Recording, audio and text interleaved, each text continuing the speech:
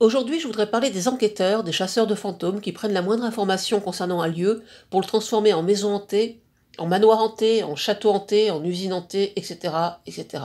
Je vais prendre l'exemple du manoir de Monsieur Jean Croc. Dès 2006, on voit apparaître sur des sites d'urbex des informations au sujet de ce manoir, ou plutôt à propos de son propriétaire. Comme le manoir semble abandonné, moi je dirais qu'à cette époque il était tout simplement pas habité ni entretenu, enfin peu importe, on préfère dire qu'il est abandonné. Ça justifie le fait qu'on se permette d'y pénétrer. Les premiers visiteurs tombent sur un stock de livres, et ils comprennent rapidement que ce sont des livres qu'a publié le propriétaire du manoir. Ils feuillettent les livres et ils jugent que ces livres, c'est de la mauvaise littérature. Et dès lors qu'ils comprennent rien à cette littérature, ils déclarent que l'auteur est fou. Et comme si ça suffisait pas, on le déclare décédé. Et tant qu'à faire décédé dans son lit, dans sa chambre, dans son manoir. Et là, ça fait du manoir le lieu qu'il faut visiter quand on fait de l'urbex ou qu'on est chasseur de fantômes. Nous voilà arrivés au manoir de Jean Croc, le fameux écrivain qui serait mort dans sa chambre. Jean Croc est sémiologue, animateur radio et journaliste. Il a fait énormément de choses dans sa vie. Il a eu tellement d'activités qu'il n'a pas été difficile de le retrouver. En 2006, il est déclaré mort par les spécialistes de l'urbex et du paranormal. Il y a bien 2-3 personnes qui ont tenté de prévenir que Jean Croc était bien vivant, mais à chaque fois on s'est fait rembarrer. Alors là, allez savoir pourquoi. Parallèlement, pendant qu'il était mort, il rencontrait des problèmes techniques et ne pouvait plus diffuser ses émissions radio. Son ami Claude Palmer lançait un appel afin de trouver un dépanneur.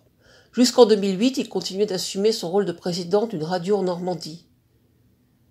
Mais en même temps, sur les forums, on apprenait qu'il était de plus en plus mort. Et du coup, il était plus propriétaire de son manoir. Alors tout le monde s'est dit qu'on pouvait aller le visiter à l'aise, et même aller fouiller dans les affaires de ce monsieur, et lui emprunter quelques livres. Comme à Paris, on aime bien parler avec les morts, il est entré au conseil de quartier de son arrondissement. Et puis il continue à participer à des cafés philo, soit à Paris, soit en Normandie. En 2018, Guy Paranormal a fait une vidéo au manoir de Jean Croc. Je l'ai contacté pour lui donner les informations que j'avais. Il m'a répondu que c'était un ramassis d'âneries, que tout était faux, que Jean Croc était présenté comme un homme faisant de la politique, de la radio, etc., alors que ça n'était qu'un écrivain fou qui avait abandonné son manoir en 1974 et que depuis, il n'y avait plus de nouvelles de lui. Alors que faut-il en conclure? Que depuis 1974, des personnes pensent rencontrer Jean Croc? Que la mairie de Paris est totalement jetée et accepte des entités dans le conseil de quartier? Ou alors on peut aussi en conclure que depuis 2006, parce qu'un urbexeur a imaginé une histoire pour rendre son reportage plus accrocheur, on préfère ignorer la réalité et raconter n'importe quoi sur ce monsieur, histoire de mieux vendre sa soupe. Ça me semble beaucoup plus crédible. Et quand je regarde cette vidéo de Guy Paranormal, ce qui est raconté sur monsieur Jean Croc, qu'on présente, déjà décédé, dingue, on lui invente toute une histoire, moi ça me débecte. En faisant cette enquête, vous êtes allé sur Internet, vous êtes allé vérifier des choses. Donc vous avez bien découvert qu'il n'était pas décédé, comme on le prétend depuis je ne sais combien d'années, qu'il n'a jamais disparu, tout le monde savait très bien où il était ce monsieur. Vous êtes servi d'une légende qui a été créée par un urbexeur. Depuis que cette personne a inventé cette légende, on voit des vidéos d'urbex et de paranormal à foison sur le manoir de monsieur Jean Croc. Plus il y a eu des visites, plus ce manoir a été dévasté. Et en plus, on ne se gêne pas pour monétiser une vidéo avec ce gros mensonge. Franchement, c'est lamentable. Et pourquoi le château des urbexeurs, on aurait entendu pleurer dans les caves. Ouais. Ça, c'est pour l'histoire, la légende, ou en tout cas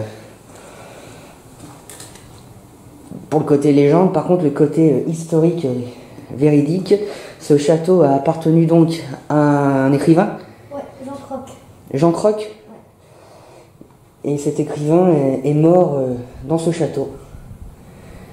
Il était atteint de folie. Ouais. Il est mort fou dans son château. Est-ce que Jean est là? Jean, si tu es là, manifeste-toi, s'il te plaît.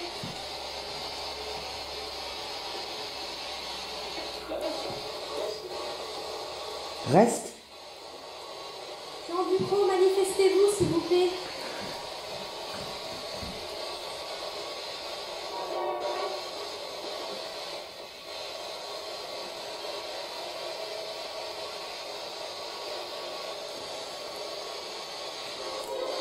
Pourquoi êtes-vous devenu fou?